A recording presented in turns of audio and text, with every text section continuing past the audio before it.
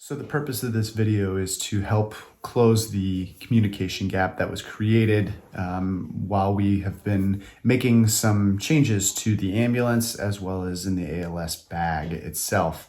A lot of this video will be focused on the why. Why are we doing it? What was the heart behind it? I understand that some of you have frustrations on, it was fine the way it was, but hopefully at the end of this video, it'll help a lot of you understand what we're doing and why we're doing it. So while I've been able to speak directly to a lot of you, this short little clip will go over kind of the reorganization and the re-itemization of everything in the ambulance. I'll go over the changes in daily operations and expectations that will be placed on each crew, and also list a couple methods for you guys to communicate any concerns or questions. So just to get started, initially when these rigs were being altered for approval, it was the hope that information would be kind of passed along to the following crews. And this has not been the case. And the need to clearly communicate and provide documentation and direction is super high. So while I relied on each crew to become familiar with their rigs by simply completing the rig check, this method didn't include any expectations, instructions, or goals. So that was where that communication gap was. So here we go. This project started with a request to improve the first in bag. There were concerns and frustrations raised about the layout of the bag, concerns about the tagging system, concerns over accountability. And so we've begun this process. And again, I want to focus on that it is a process. So there's going to be changes to it. So I'm just hoping that you guys will kind of stick with us while we're making these changes. It's not going to be perfect the first round, but this is kind of the big push. And then anything after this will probably be smaller, more subtle changes that will be reflected in another video or rig check sheets or alike. So we're going to start with the first in bag, which is termed now the ALS bag. An overwhelming majority of the employees at Erway's were concerned that the learning curve was too steep for knowing which medications were in which bag, whether it's in the first in bag or the backup bag. They weren't sure which pouch to break open, pull the tag off and break open for a laryngoscope versus other airway equipment. To address that first point, I'm going to kind of go these point by point. To address that first point, we kind of consolidated a lot of items. We consolidated all the medications into the front lower pouch of the ALS bag. Airway, and this isn't a perfect solution, just the way that our bags are laid out, we weren't able to do that with everything, but medications and IV stuff are all in one pouch. So when you open that lower main pouch, anything you need to do to start an IV and give any medication is there. I can't say the same for the airway. Airway items are going to be spread around. There was no second large pouch to be able to put all the airway stuff. That's just not the way our bags are laid out, and we weren't going to go buy all new bags. The second concern was that providers on all levels would very rarely be able to learn the layout of the bags, plural, due to kind of a hesitance or a discomfort in breaking the seal to learn or train new employees. So whether you want to learn yourself or teach somebody else, it was that idea of I got to break a bag or a seal, and now I got to run back to station one to reseal it. That's just a pain. So people were not going into them very often just because of that tagging system. So we suggested and I proposed the removal of the tagging / sealing system. We'll start with a 30-day period once all the ambulances are done.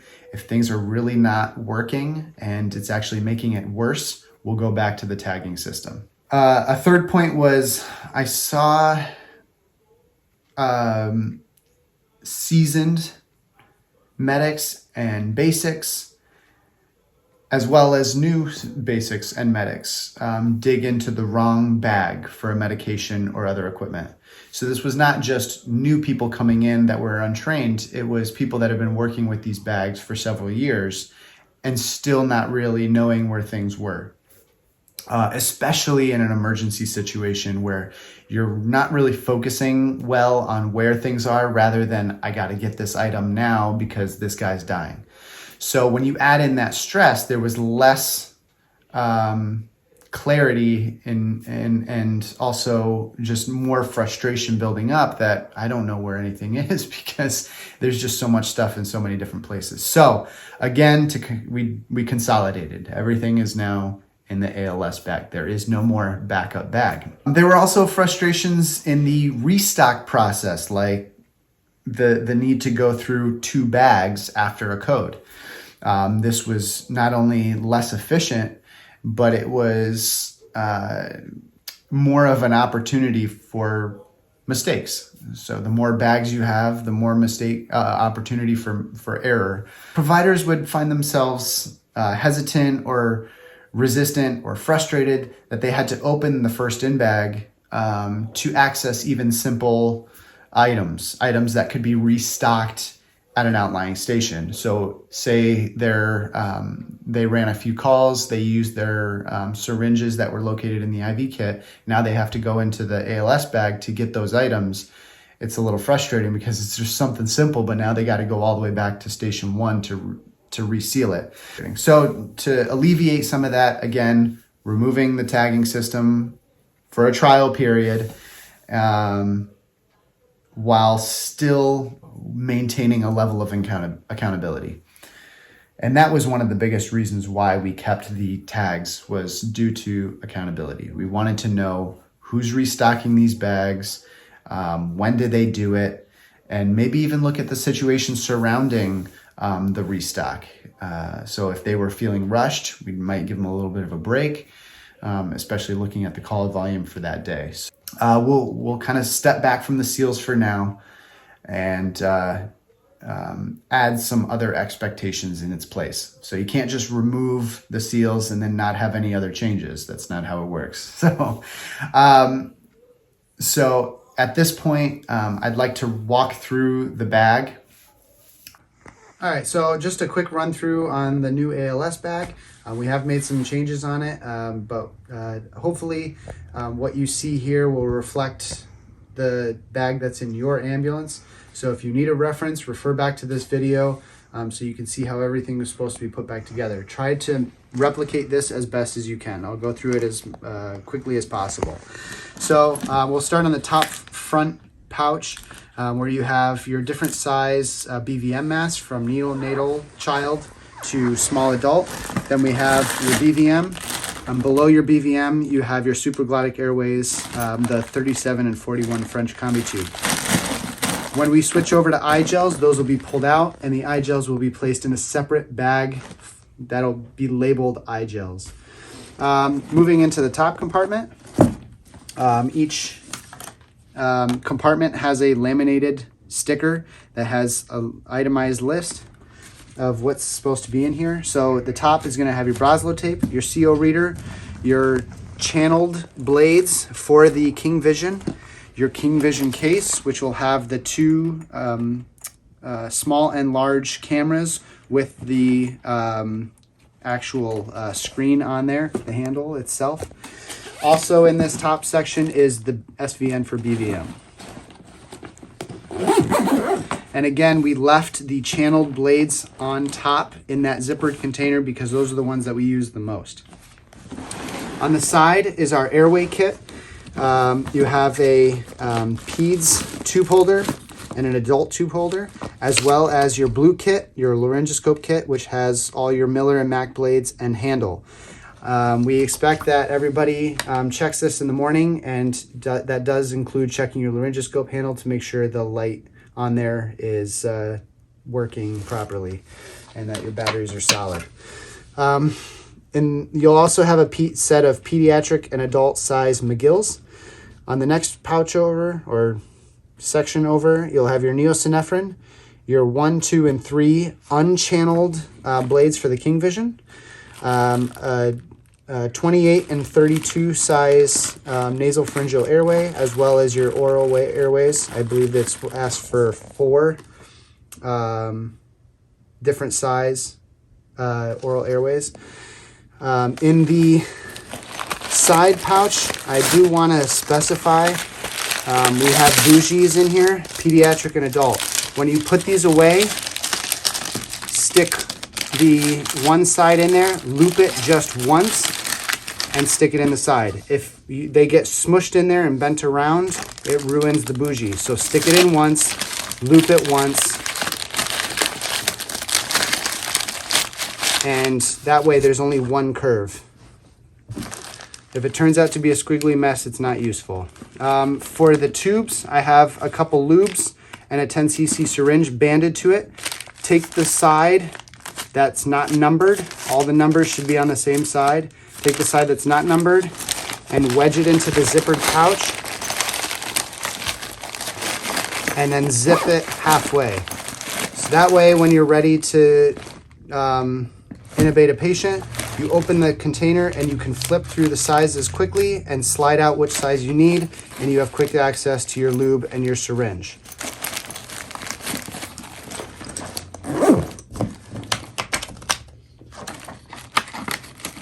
And don't forget to put those laminated stickers back.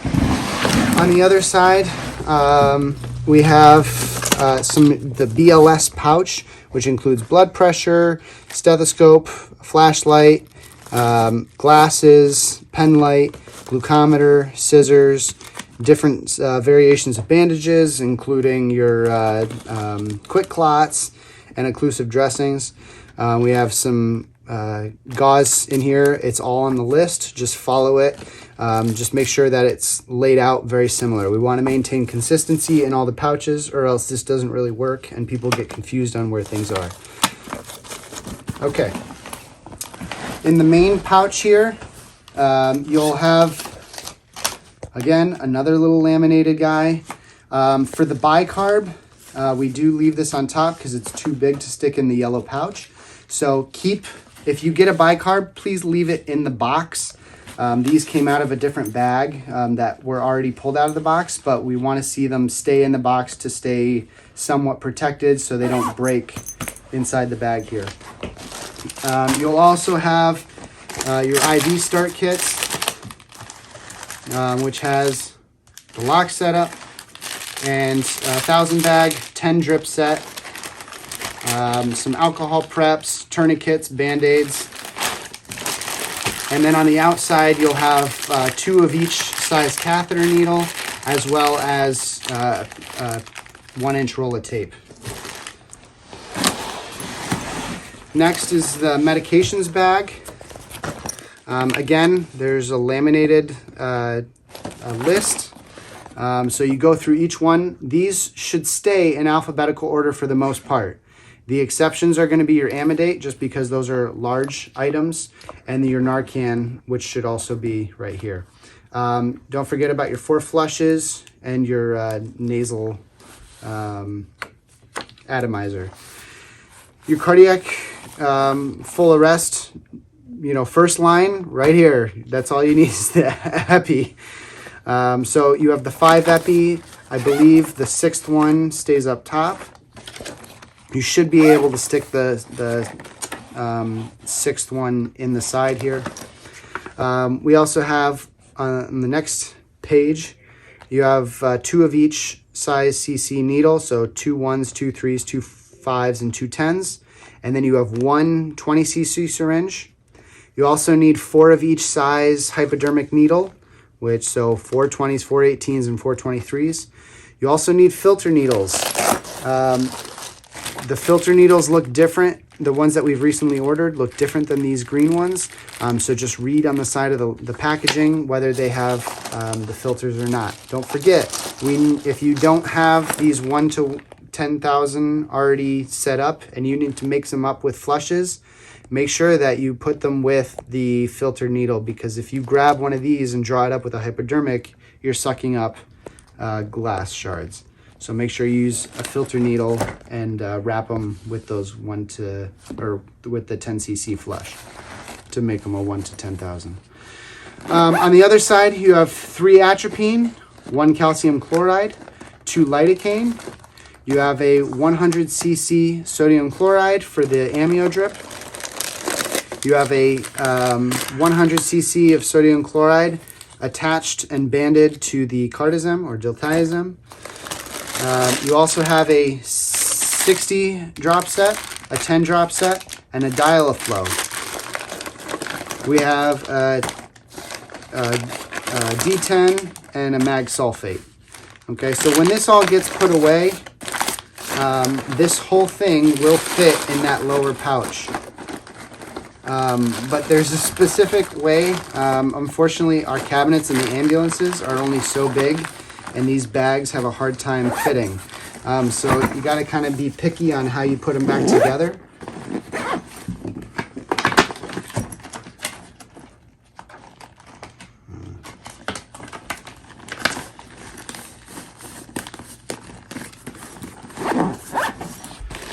So when you stick them in, they should be able to slide in pretty easily. But due to the bag's need to be able to compress to fit in the cabinet, don't stick it sideways. Also, don't throw the saline bag on the side because it won't fit. Maybe in car 26 and 25 where it sits on the top, but it won't fit in the other ambulances. So take the saline bag, shove it up, and that should give enough room for the bicarb.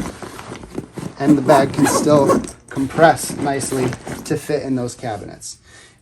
So again, this bag is not complete. This was a spare, so we didn't have all the items that we need for this bag, but for the most part, everything was there except for inside the King Vision. Okay, so now that we've gone through that bag, I want to kind of finally walk through the expectations that are now in place as a result of making these changes. So number one will be the crews are now required to confirm the presence of every item in that ALS bag during the morning rig check. It takes an average about 4 to 5 minutes. Those numbers will probably drop the more familiar we become with that ALS bag. And there's a few reasons why this is a good thing. Number one is crews will be more familiar with the bag. They will be going through it every day. The second point would be crews will be responsible for reporting and correcting any issues found regarding the ALS bag during the morning check. So if you get a bag and you're doing your morning check and there's a BVM missing, there's your laryngoscope blade is missing, your King Vision has dead batteries, those items need to be addressed and people need to be held responsible for those. So it starts by the crews reporting the incident. That's baseline. If you pass your ambulance on to another crew, just like your oxygen tanks needing to be full and your gas tank needing to be more than 3/4, your ALS bag needs to be restocked and fully stocked, and make sure that everything is in working order. Number three, crews will be required to restock their ALS bag immediately after the call has been completed. If you use Zofran, go back to your station, restock the Zofran. If you're running a full arrest and you've got, one epi left in your bag and, maybe you left the King Vision on, go back to the station, switch the batteries on the King Vision, put new batteries in the pouch, and restock all the remaining supplies. And we want to do that immediately so then you're back in service. This is a common practice. This is nothing new. Number four, consistency between all ALS bags is critical. So the only way this works well is if you're putting the bag back together exactly the way it was. That means if there's certain items that are placed in a certain way, that means that in your bag after you're done restocking it, those items should reflect how it looked in this video. So consistency is key. It will help every medic and basic in this company to be able to open the bag blindfold reach in and pull something out. This is really important, and it's not a practice that we have currently. Medications, as you saw, are in alphabetical order. If you're just tossing a medication in the bag all willy-nilly, it's no longer the same as every other bag. So we want to really stress the importance of maintaining that consistency. Finally, number 5, bring any questions or concerns regarding the new ambulance layout, but more specifically the ALS bag layout and design. You can bring those concerns to either the Teams page and we can create a conversation. You can bring it to number 49, number 3, or myself. That was just kind of a walkthrough on why we did it, what we did, what are our expectations of each crew member coming on a shift, and then a method or several methods for you guys to raise any concerns or questions. This video will mostly focus on the ambulance layout, why we changed what we did, kind of some of the things to look out for as you're doing your daily checks. So this whole thing, the rest of the ambulance, or the change in the rest of the ambulance, kind of came about after working through the preparation process for the state inspections. It was quite rigorous and tedious to go through every ambulance, and the same few people going through every ambulance. It was difficult to expect that of a crew to go through each state bag, PEDS bag, PA bag, and then the entire rest of the ambulance on top of that. It was very, very tedious, and it took multiple hours per ambulance just to get these bags resupplied. So after sitting down with many of you, having kind of a sit down and lunch with the state inspector, having multiple conversations with many supervisors at Erway's, I kind of took all of that, as well as my own understanding of Erway's ambulance routine call types and treatment protocols. I used all of that to develop a new strategy for the layout of the ambulance. And some of the stuff might seem very small, but it really does kind of improves the organization of the ambulance. There are some randomized items that there was just no place for them. Things like cups. Paper cups are required. Nobody even knew we had them other than the people that would go through those state bags every now and again. So things like that you'll see kind of thrown into our regular routine daily check sheet. The reason why they're there now is because we pulled out those state bags. And tagging along with that, the reason why we pulled out those state bags and the PEDS bag was for several reasons. Number one, they didn't 100% protect us from any, what shall we say, red mark from the inspector. The idea of the New York State bags was to be able to provide, even after multiple calls and deficiencies in the ambulance, we would still be able to pull that bag out, drop it in front of the inspector and say, this is everything we need to pass inspection. But it turns out that that was not the case. For example, if we ended up using a CPAP mask or a C-collar or a certain level of IV needles or certain medications, we were deficient in those. There were a lot of spare linens in those New York State bags, which is why I'm going to be asking you guys during your rig check sheets to really hone and focus on restocking those linens, because now that's all that we have. So if the state comes in and does a surprise inspection and you don't have your linens, that's going to be a little red mark, and they're going to instruct you, go back to your station and restock. Maybe even they might even have you take a picture, or they might even follow you back to the station to watch you put those items into the ambulance to confirm that everything's all set. But the bottom line is the new inspector will require you to show him every item, or might require you to show him every item that's listed on the PA or New York State inspection requirement list. So restocking your ambulance is going to be even more critical than it was, mostly because there's some items that no longer have that extra item in the state bag. Okay, moving on. So by like I said, by removing these bags, we have redistributed some of the items that are in there. Things like oral thermometers, oxygen humidifiers, a spare pillow. We're required to have 2 pillows. So now we have an inflatable pillow and a regular pillow up in the cabinet at all times. You're supposed to have 2. And then if you have a third one on the stretcher, that's fantastic. We're really pushing for you guys to keep a pillow on your stretcher. Next, you'll notice that we pulled out the pediatrics kits, and there were several reasons for this. One, it was a redundancy of items. So it had items like intubation tubes, suction catheters, oral airways, all of which are currently located in the new ALS bag and the suction section of the action area, as well as in the suction unit itself. The benefit was that when you had a pediatric patient, you could pull this off the shelf and put it next to your patient. The downside is that it was based on a aged system. It was not based on height or length, which is what we are supposed to be using for for measuring medications and airway sizes.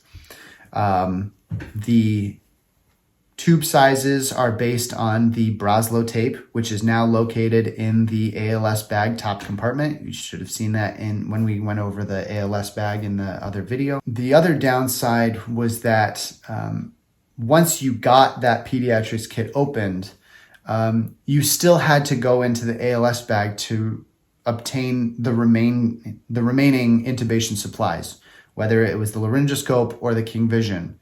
So it didn't save a whole lot of time because you still had to pull out that bag. Another disadvantage was that many of the providers, both paramedics and basics, did not really know what was in that kit. It was not utilized very often. So to combat that, now that we're requiring that each of you go into that ALS kit on a regular basis, aka your morning rig check, you're going to become even more familiar with that bag, so that even in those super stressful moments where there's a pediatric arrest, you will know where every item is in that bag and be able to grab it blindfold.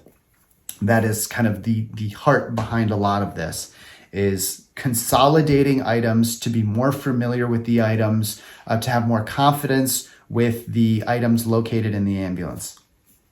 So that was kind of the heart of removing the pediatrics kit. There were some other items like oral airways, which are also not age-based or height-based. It is a measured item based on facial anatomy. So you should be able to measure those individually. The oral airways are now located in both the action area or the ALS bag. So whether you're in the ambulance or you are in a remote scene, you should be able to provide any level of medical care, whether it's with a basic airway adjunct or an advanced ET tube. That pretty much covers the changes. I hope that as you work through the check sheets that you'll have a better understanding of where things are. Like I said in the last video, we are going to be labeling the pouches of the ALS bag. We're still determining the method on which we want to do that, whether it's by placing cards or maybe even simply pieces of tape, spray painting them. We're not quite sure yet, but we will be working on methods to continually make improvements on that bag, as well as even in the ambulance. These recommendations have been made and we're still making changes. So bear with us as we're making the changes. Be a part of the conversation. Join us on Teams. Notify 49 number 3 or myself of any issues, concerns, recommendations that you might have. Good luck with it. Have fun with it. There'll be more updates to come. Just stay tuned for those. We are doing our best to try to keep things organized. So we do appreciate all the recommendations that have been put forward so far. You guys are awesome, and we really appreciate you. So keep it up, and we look forward to seeing how this all works together. So bye.